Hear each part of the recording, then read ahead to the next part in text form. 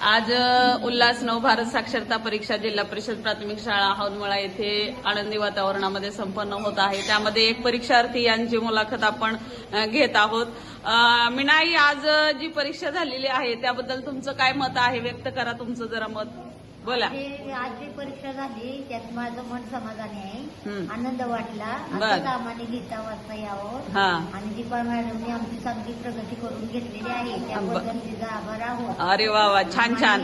लिहिता वाचता तिच्यामुळे यायला लागले. होय, आम्ही नक्कीच असंच प्रगती करत राहू. हो. आणि शासनाने जे हा एवढा मोठा उपक्रम या नवसाक्षरांसाठी घेतलेला आहे त्यामध्ये खरंच आपण विशेष उल्लेखनीय पेपर लिहिलेला आहे असं जाणवत आहे. आपला कॉन्फिडन्स, आपला आत्मविश्वास छान आहे.